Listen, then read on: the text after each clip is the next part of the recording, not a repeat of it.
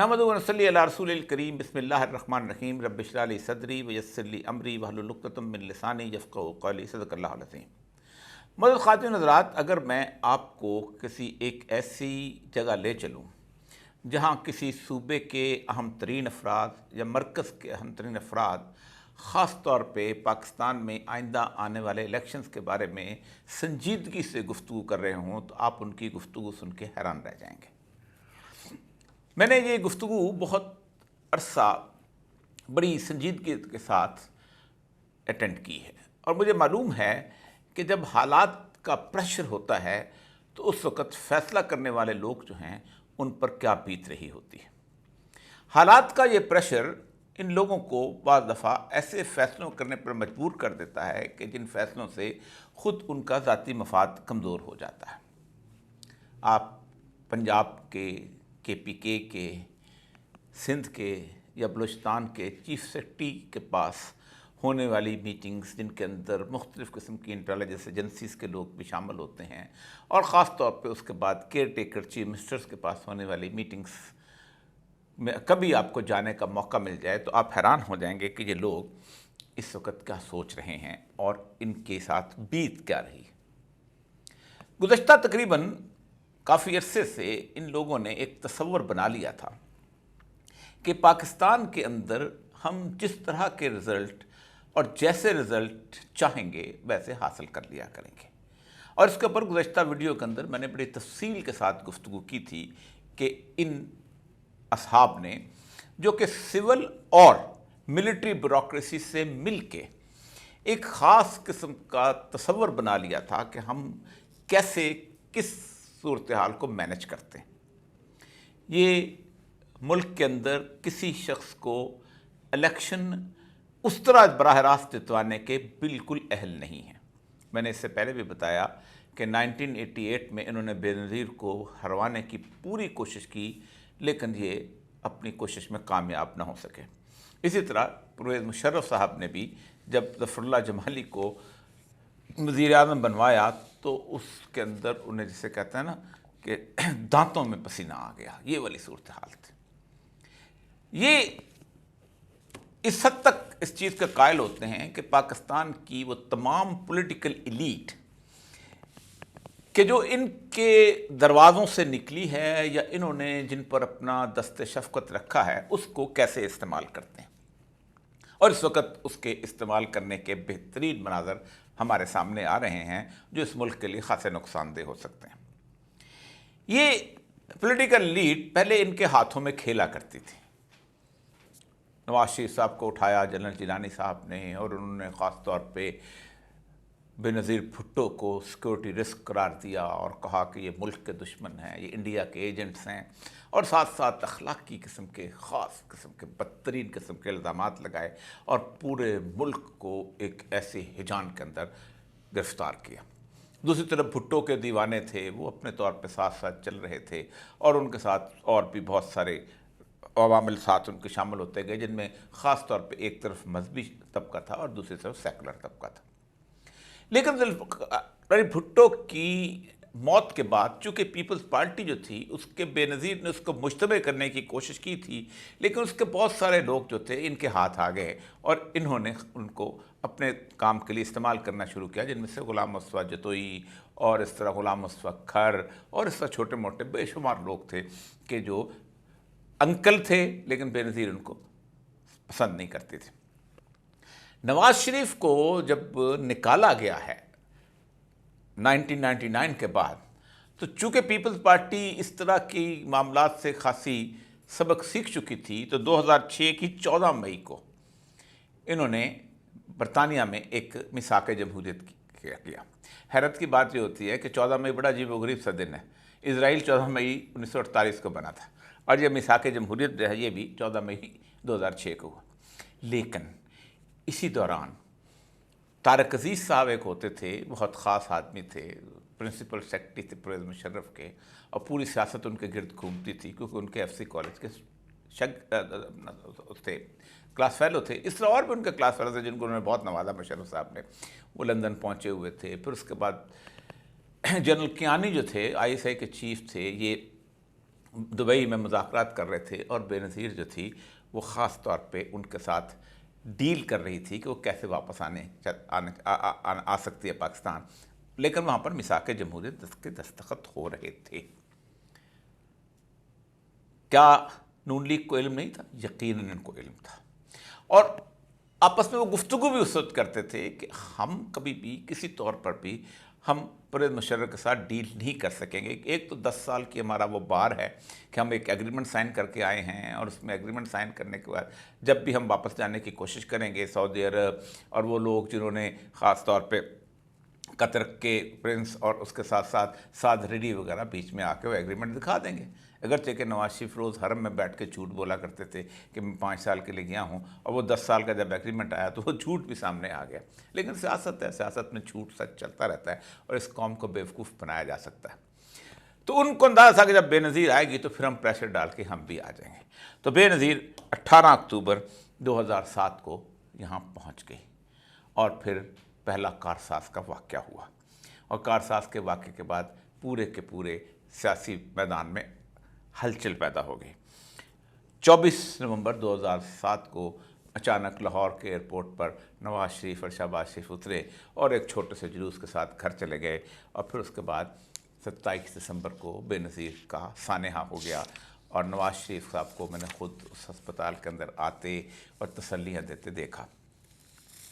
سانحے کے بعد ظاہر بات ہے کہ پیپلز پارٹی کی حکومت بننی تھی، لیکن اس سے پہلے چودھری شجاعت ایک خاص بیان دیتے ہیں کہ بے نظیر انٹرنیشنل لیول پہ ڈیل کر کے آئی تھی، اور مجھے اس وقت وہ خاتون جو تھی کونڈلیسا رائس، اس نے کہا کہ اگر مشرف کے ساتھ مل کے اپنے الیکشن جیتنے کی کوشش کی تو امریکن اس الیکشن کو تسلیم نہیں کریں گے، اس لیے بے نظیر آ جائے۔ اور بے نظیر کو آ سکی، اس کی بھی ایک لمبی کہانی ہے کہ کیوں نہیں آ سکی، اور امریکن سمجھ رہے تھے کہ یہ ہمارے ساتھ کیے گئے وعدے کو پورا نہیں کر سکی تھی، اور اس سے بہتر ہے کہ ہم زرداری کو لے آئیں، اور زرداری اس کے بعد آ گیا۔ اس کے ساتھ الیکشنز مینج ہوتے رہے، کبھی یہ کبھی یہ کبھی یہ کبھی یہ، لیکن ایک بات میں آپ کو بات بتاؤں کہ الیکشن جو ہیں الیکشن ڈے پہ مینج نہیں ہوتے، الیکشن ڈے سے بہت پہلے مینج ہو جاتے ہیں، اور اس طرح مینج ہوتے ہیں کہ کچھ لوگوں کو جو کہ جیت رہے ہیں الیکشن ہوتے ہیں، ان کو ایک پارٹی کے اندر جانے کے لیے کہہ دیا جاتا ہے، وہ شامل ہو جاتے ہیں۔ ان کے جو مقابل جتنے بھی لوگ کھڑے ہوتے ہیں، ان کو دھانس سے، دھاندلی سے، دباؤ سے ان کو بٹھا دیا جاتا ہے، اور ان کا راستہ کلیئر کر دیا جاتا ہے، اور پھر وہ لوگ جس پارٹی کے اندر حکومت چاہتی ہے اس کے اندر شامل ہو جاتے ہیں۔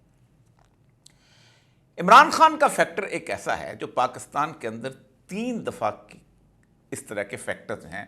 انہوں نے پاکستان کے اندر اپنا چمتکار دکھایا ہے کہ جب پوری کی پوری اسٹیبلشمنٹ مکمل طور پر پھٹی کی پھٹی آنکھوں کے ساتھ دیکھتی رہ گئی ہے، اور وہ کچھ نہیں کر سکی۔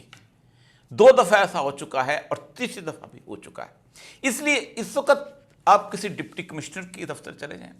اس کے پاس ایس پی بیٹھا ہوگا، مقامی انٹیلیجنس کے لوگ بیٹھے ہوں گے، اسپیشل برانچ بیٹھے ہوں گی، دوسرے بیٹھے ہوں گے، چیف سیکرٹری کے دفتر چلے جائیں، الیکشن کمیشن کا بندہ بیٹھا ہوگا، اور وہ یہ سوچ رہا ہوگا کہ ہم پہ دباؤ تو یہ ہے کہ اس بندے کو جتوانا ہے، اس کے راستہ ہموار کرنا ہے، لیکن ہم راستہ ہموار کیسے کریں؟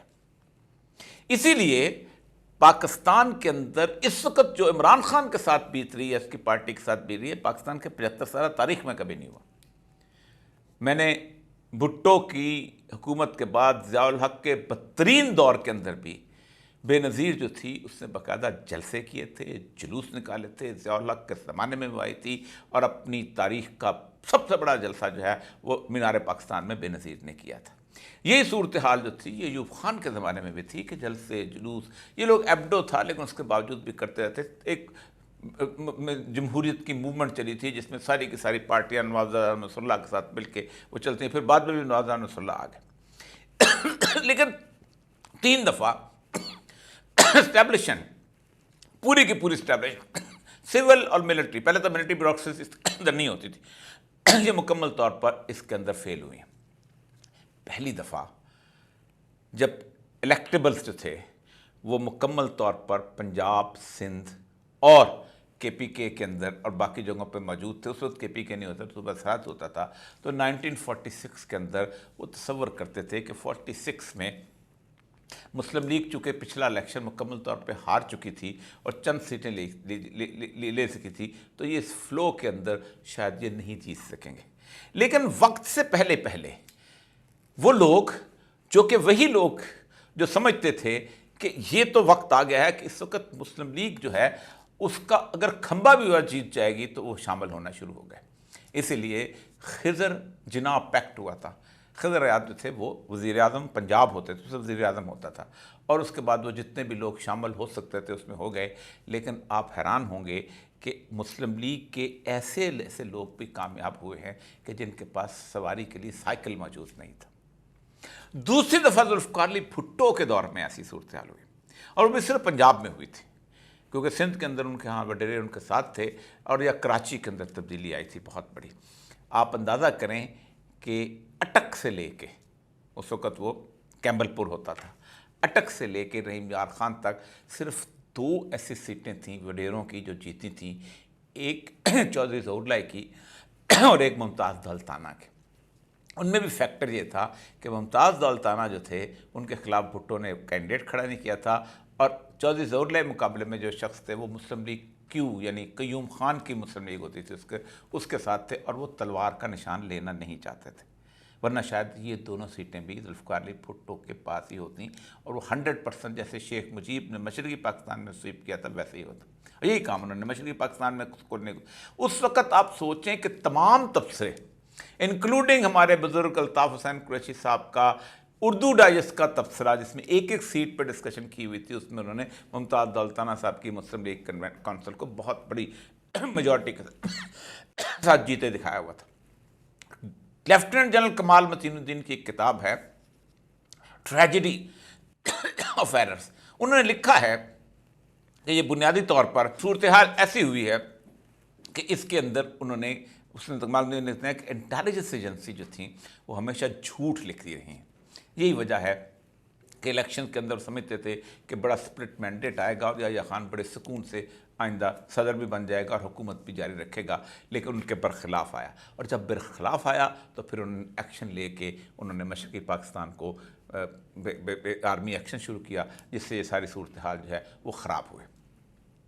یہ ہے وہ بنیادی صورتحال جو 2 جگہوں پہ ہوئی۔ اب تیسری دفعہ یہ پھر اس صورتحال کو دوبارہ کرنا چاہتے ہیں، لیکن اب ایک چال چلی جا رہی ہے، اور چال بڑی خوفناک ہے۔ وہ چال یہ ہے کہ عمران خان کو مکمل طور پر پاکستان کی سیاست سے آؤٹ کر دیا جائے اور نون لیگ جو ہے وہ حکومت میں آ جائے، کیونکہ اس وقت پیپل پارٹی کی پنجاب میں کوئی ایسی حیثیت تو ہے نہیں۔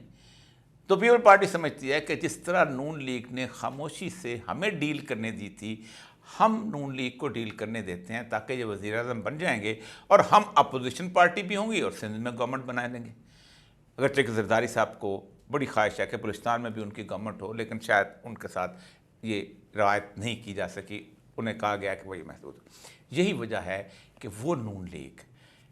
آج کی صورتحال کے اندر جو بڑی اکڑ فون کے ساتھ کہا کرتے تھے ہم جیت جائیں گے اور ہمارے تک پوری سپورٹ موجود ہے، وہ ایم کیو ایم کے ساتھ ڈیل کر رہی ہے اور باقی پارٹیوں کے ساتھ بھی ڈیل کر رہی ہے۔ یہ کس چیز کا نتیجہ ہے؟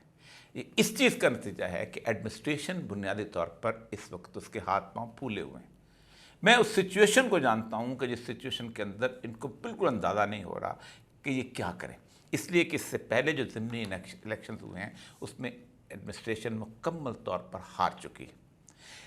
اس سے زیادہ لیوریج نہیں مل سکتا کبھی بھی کسی ایڈمنسٹریشن میں کسی بھی پارٹی کو کہ پہلے پی ٹی آئی کے 20 ایم پی ایس توڑے گئے، پھر توڑ کے ان کو حمزہ شہباز کو ووٹ دلوایا گیا، پھر ووٹ کے اندر وہ سارا ایشو ہوا اسپیکر والا، اور پھر حمزہ شہباز چیف منسٹر بنے، اور پھر حمزہ شہباز چیف منسٹر، اور اس کے بعد ساتھ قمر جاوید باجوہ صاحب آرمی چیف، اور اس کے بعد ایک اور عام بات یہ کہ وزیر اعظم شہباز شریف، اور ساتھ ساتھ سکندر سلطان جو ہیں چیف الیکشن کمشنر۔ اس کے باوجود 20 میں سے 17 سیٹیں جو تھیں وہ عمران خان جیتا ہے۔ آگے بھی 2-3 الیکشن ہوئے، ان میں بھی یہی صورتحال ہوئی ہے۔ اس وقت ہر سطح پر پریشانی ہے۔ پہلی بات تو میں آپ کو بتاؤں کہ ایڈمنسٹریشن کس حد تک بھی چلی جائے، ایک کیئر ٹیکر سیٹ اپ کے ساتھ اس طرح تک آگے نہیں جا سکتے۔ آپ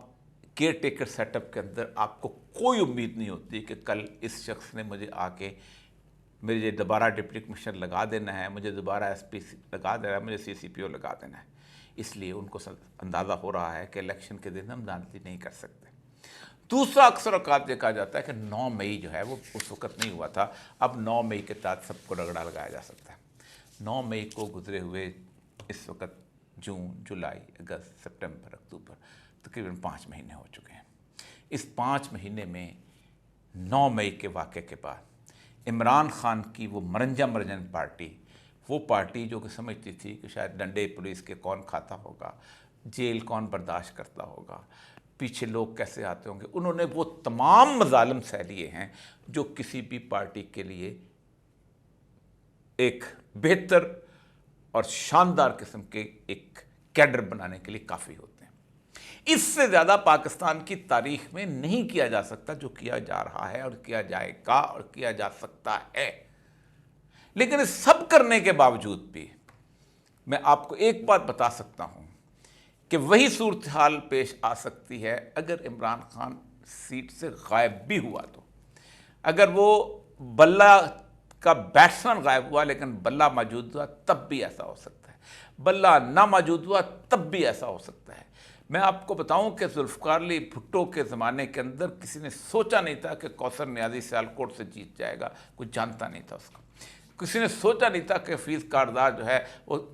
اچھلے کے علاقے کے اندر اور کرشن کے علاقے کے اندر جائے گا بھی نہیں ووٹ مانگنے، وہ جیت جائے گا۔ کسی نے سوچا نہیں تھا کہ منظور حسین ددرا، جس کو اس کے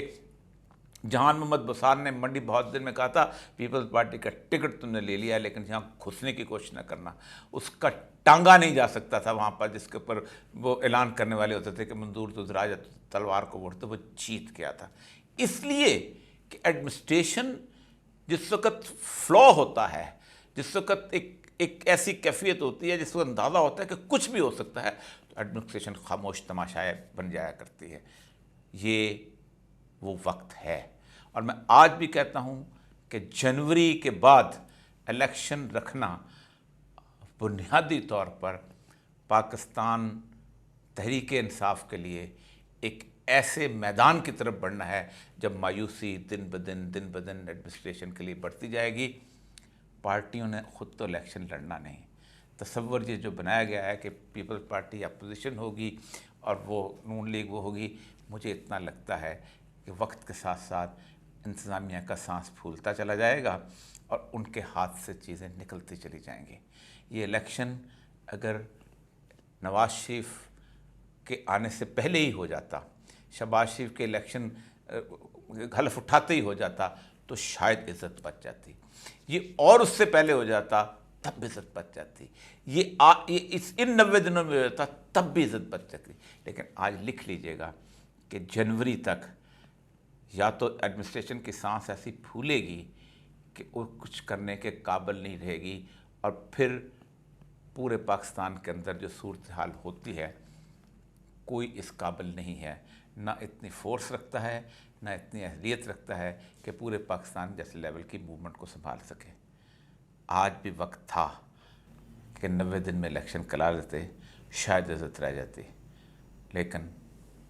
میرے مالک کو شاید کچھ اور منظور ہے۔